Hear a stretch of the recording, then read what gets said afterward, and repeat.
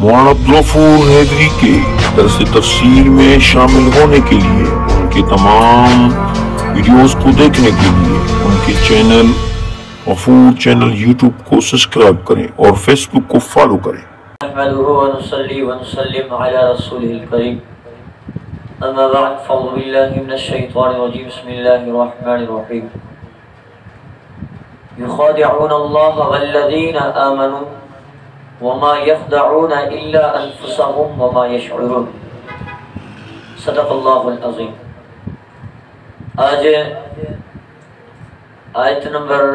9 کی تفسیر ترجمہ آپ کے سامنے پیش کرتے ہیں۔ کل ہم نے آیت نمبر 8 میں ان منافقین کا تذکرہ کیا اور ہم نے یہ بھی بتایا کہ منافقوں کی 2 گروہ ہیں، نفاق کی 2 قسمیں ہیں، یعنی کہ ایک قسم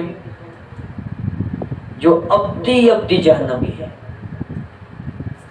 دوسرے قسم بدترین مجرم ہے، یعنی لوگوں کو وہ دھوکے میں ڈالتے ہیں۔ تو اللہ نے فرمایا کہ یخادعون اللہ والذین آمنوا،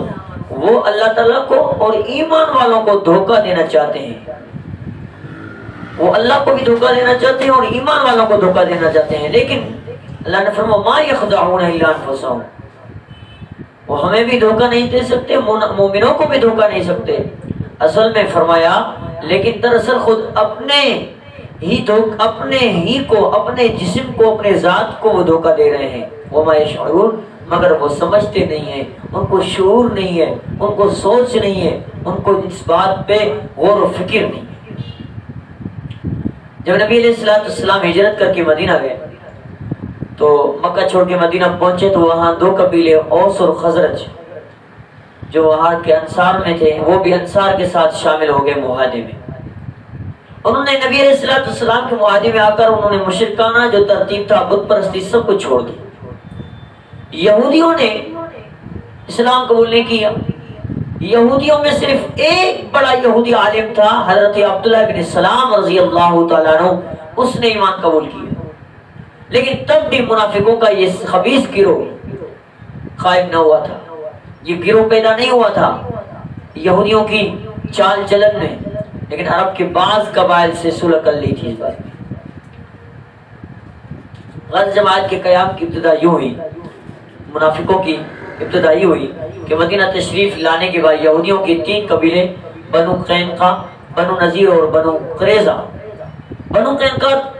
تو خزرج کے حلیف اور بھائی بن گئے ہو گئے، اور باقی 2 قبیلے اوس اور خزرج، یہ جو آپس میں بھائی چارہ کر کے اور مسلمانوں کے ساتھ تھے۔ جنگ بدر ہوئی، اس میں پروردگار عالم نے مسلمانوں کو غالب کیا اور اسلام کی شان و شوکت کو اللہ نے ظاہر کیا، تو مسلمانوں کا سکہ جمیل ظاہر ہوا اور ان کو بڑے شان و شوکت کے ساتھ بڑی عزت ملی، اور کافروں کے ناپاک ارادے تباہ ہو گئے اور برباد ہو گئے۔ اس کے بعد جب احد ہوئی تھی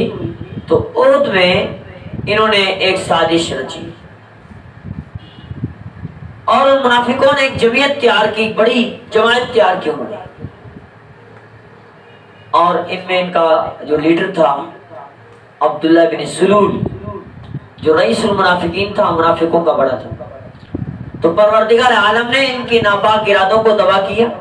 احد میں انہوں نے مسلمانوں کو شکست دینے کی کوشش کی، لیکن اللہ تبارک و تعالیٰ نے مسلمانوں کی ہر ممکن اللہ تبارک و تعالیٰ نے مدد فرمائی، کیونکہ ایک اور جگہ پہ سورۃ المنافقون میں اللہ نے کیا فرمایا، اذا جاءك المنافقون قالوا نشهد انك لرسول اللہ، کہ رسول اللہ صلی اللہ علیہ وسلم کے پاس منافقین آتے اور وہ کہتے کہ ہم تو مسلمان ہیں، ہم آپ کے ساتھ ہیں، ہم آپ کے بات کی تائید کرتے ہیں، تو اللہ تعالیٰ نے ان کی بات کو جھٹلایا اور فرمایا کہ واللہ یشہد ان المنافقین لکاذبون، اللہ تعالیٰ گواہی دیتا ہے کہ بالیقین یہ جو منافقین ہیں یہ جھوٹے ہیں اور بڑے بڑے جھوٹے ہیں۔